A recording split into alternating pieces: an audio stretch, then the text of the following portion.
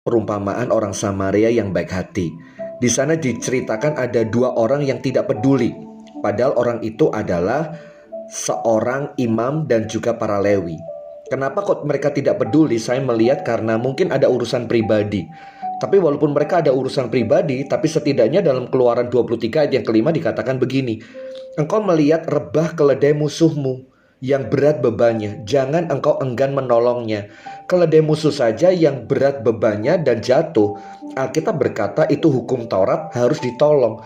Lah ini apalagi ada orang yang udah terkapar di sana. Harusnya mereka menolong dan sadar apapun urusannya karena ada hukum yang mengatur akan hal itu.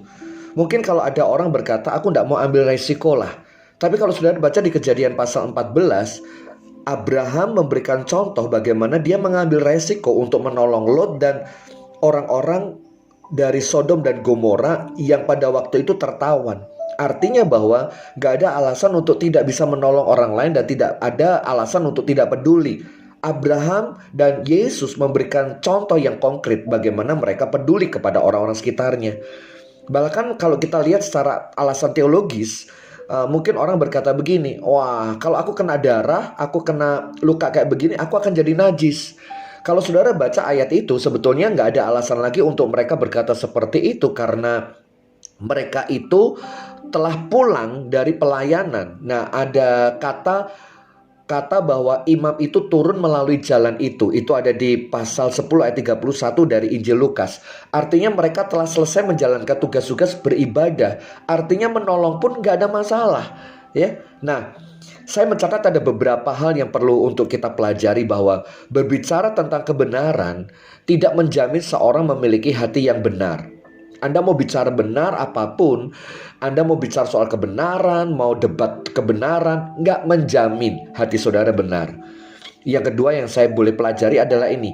Katam firman Tuhan, mengetahui firman Tuhan, hafal ayat-ayat, hafal dan bisa eksegesis, tidak menjamin perubahan karakter seseorang. Karena karakter itu dilewati dan bertumbuh karena proses-proses kehidupan dan bukan sekedar hanya knowledge saja. Aktif melayani tidak sama dengan mentaati firman Tuhan.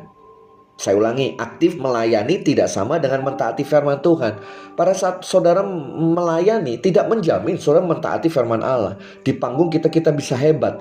Di atas mimbar kita boleh oke. Pimpin doa dan apapun. Tapi itu tidak menjamin saudara mentaati firman Allah.